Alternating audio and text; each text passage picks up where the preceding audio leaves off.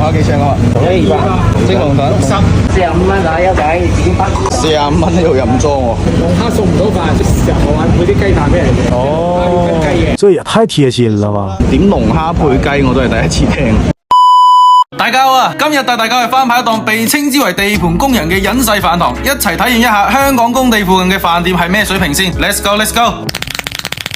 哇！今日嚟嘅呢個地方可以講得上真係偏僻啊！我哋可以見到呢度四周圍都喺度起緊樓，周圍都係工地啊！唔抹盡喉嚨，你哋可能都聽唔到我講咩啊！咁我依家係喺香港嘅油塘地鐵站附近啊！聽講依邊有一檔大排檔呢，老細佢每日都會去市場攞啲比較新鮮同埋比較平嘅海鮮。咁我哋就睇下今日可以喺呢個大排檔可以淘到啲咩平價海鮮食先。呢度出邊就係海邊啊，應該就係呢度啦，喺度。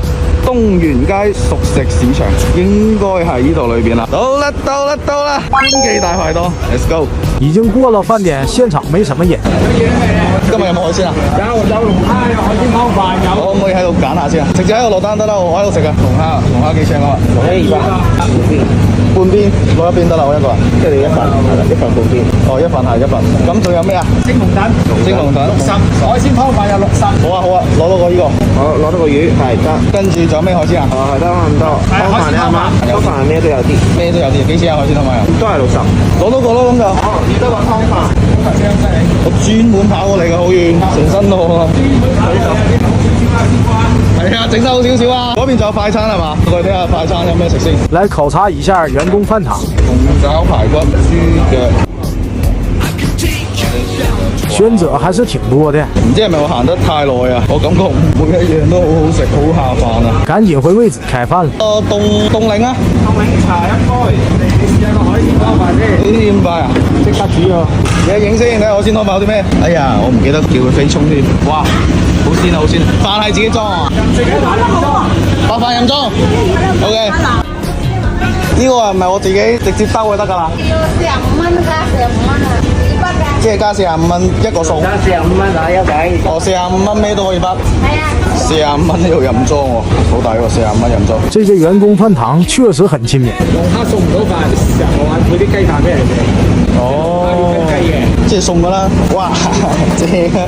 嚟，啱啱再加多個自助餐，45蚊，嗰邊啲菜全部任裝。呢個雞飯係點個龍蝦配嘅，點龍蝦配雞我都係第一次聽。睇下呢個海鮮湯飯有啲咩啊？有蝦，呢個應該係龍蝦、花甲、龍躉、瀨尿蝦啊，有蝦啊，有蜆啊，雜錦。總之海鮮啊。哦。有時有龍蝦，一時時啊。跟住自己再 DIY 咗個撈飯，賣相都唔差㗎啦。限時啊！仲限時用餐㗎。我以為自助餐你可以食人哋一日啦。依家係剩後我嘅龍蝦同埋龍躉啦。嚟啊！好嘅，正。OK， 120港幣半邊龍蝦、龍躉，哇，蒜香味超濃。再簡單俾大家睇下，都唔係好簡單㗎啦。今日呢一餐半邊嘅龍蝦，一份龍躉、薑葱雞、海鮮湯，自助餐自己撈飯。平時喺廣州都唔敢食嘅，今次嚟香港實現咗。我再嚟一杯正宗港式檸檬茶，點綴一下，開啟我哋今日嘅海鮮午餐。食佢！試啖海鮮湯啷啷口先，比較鮮甜，腥味唔係好大。我點翻啲豉油，第一啖絕對係應該俾你哋嘅。龍躉，我唔會話俾你哋聽，我係第一次食龍躉啊。即刻第二嚿。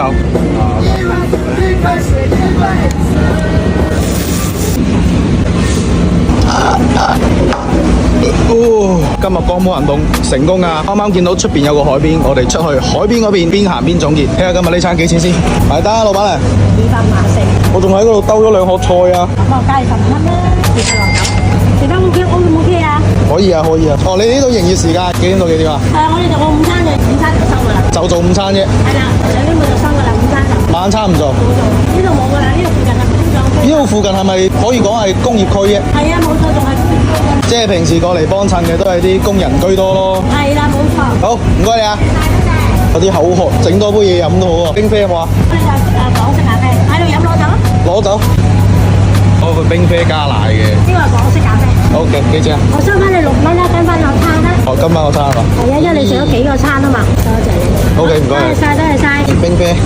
嗱，咁好啦，今日呢一餐嘅海鮮餐最後埋單係269，大概232蚊左右。簡餐自助餐隨便筆白飯任裝45蚊一位，我就係隨便筆咗2盒，老闆娘佢就係加我15蚊嘅啫。咁我會覺得呢一檔潘記大排檔呢，非常之有人情味。呢邊嘅地理位置就係靠海嘅，佢哋每日喺附近攞到最新鮮嘅海鮮俾呢邊嘅工人去選擇。海鮮嘅新鮮程度呢，其實就唔使質疑噶啦。主要潘記呢邊呢，就係服務喺呢邊工作嘅工人，所以佢呢邊嘅價錢呢都唔會特別貴。好啦，潘記海鮮餐分享就先到呢度，繼續聽日再見，拜拜。